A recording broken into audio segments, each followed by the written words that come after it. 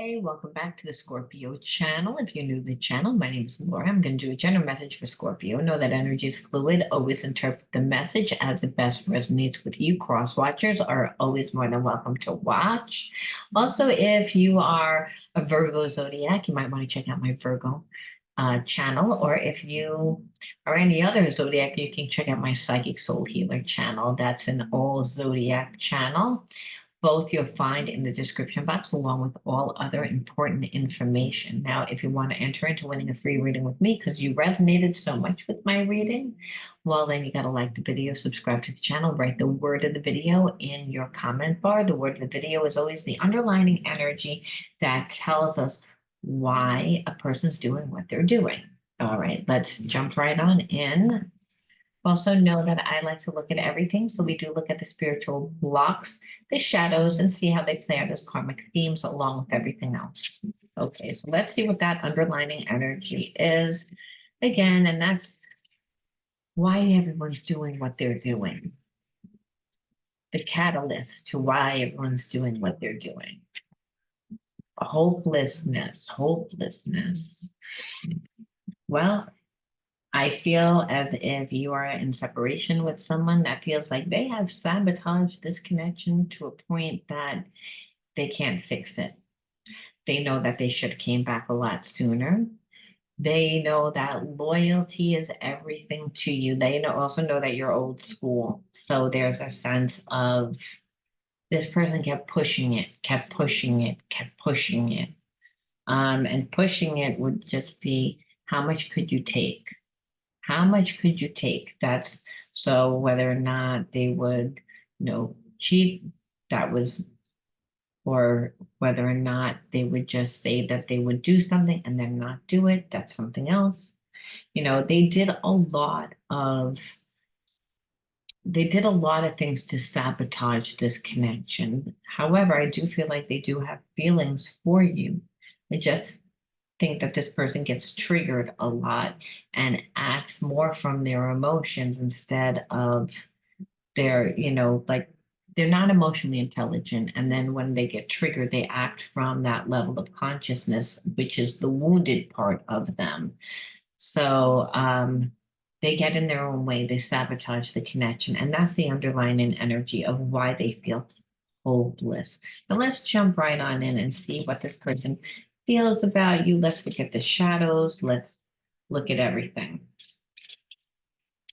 And most of all, if this is a connection that was really imbalanced, like this person, like again, sabotages their connection. That's what the underlying energy is. This is why they feel bad about themselves. So we have to look at your shadows because most likely this was a karmic connection where it either never got off the ground because this person kept waiting for you to do something and you never did it because you weren't going to uh like beg this person. This person like kind of wanted you to chase them. There's an element of that. They played a lot of games, like I said.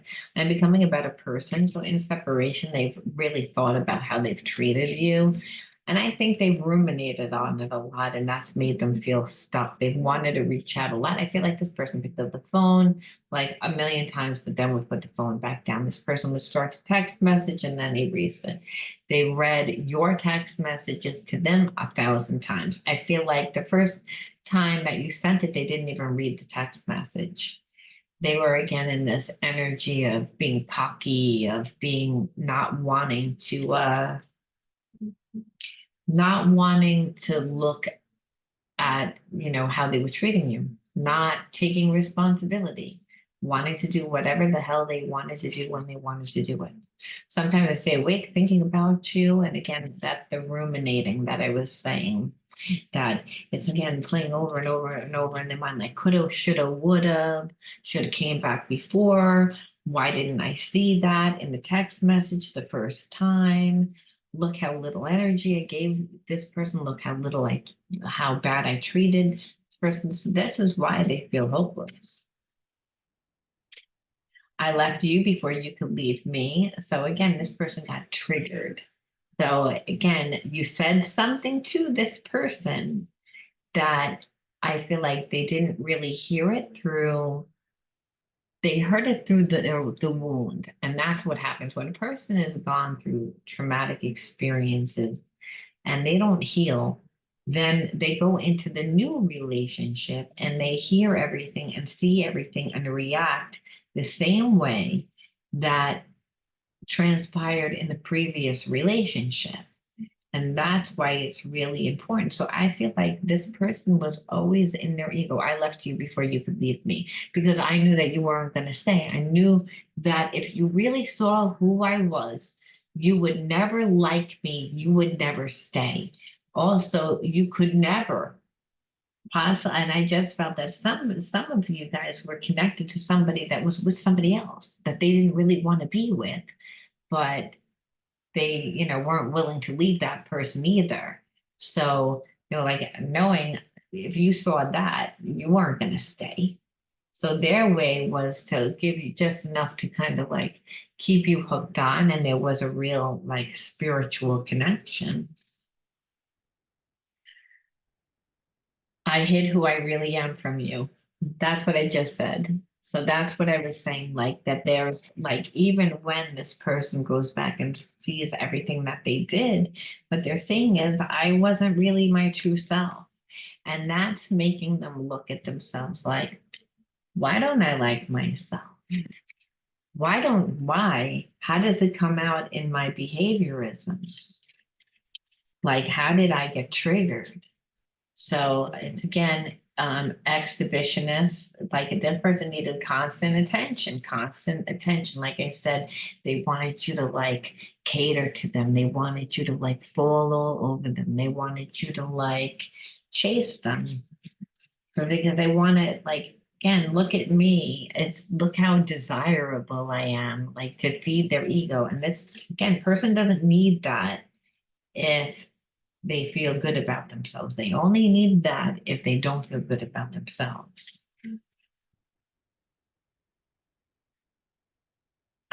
Savior. So it's almost like they were hoping that you would be their savior, right?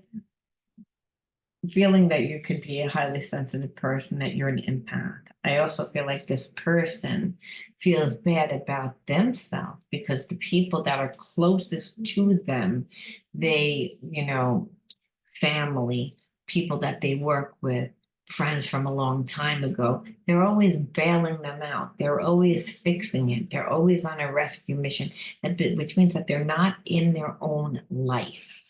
They get their joy from doing that, but it's avoidant behavior. Understand, no one wants to do that. It's another way of getting the spotlight. It's another way of getting attention where you're seeming like you're humble, but you're not really humble.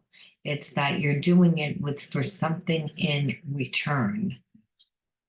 And I feel like it's because your person didn't really have a life.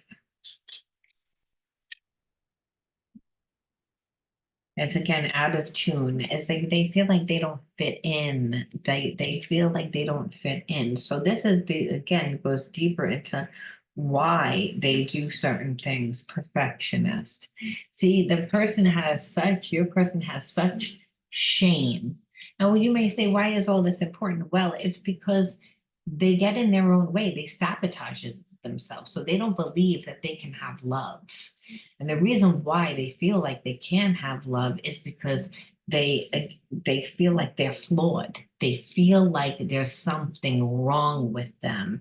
And so that's when a person again wants to be a perfectionist, is because they feel deeply inadequate, out of tune, right? I don't fit in anywhere. I don't so and it's mainly because the same situations keep playing out for this person. So that's really what it is. And it's like, and I feel like they don't really close out.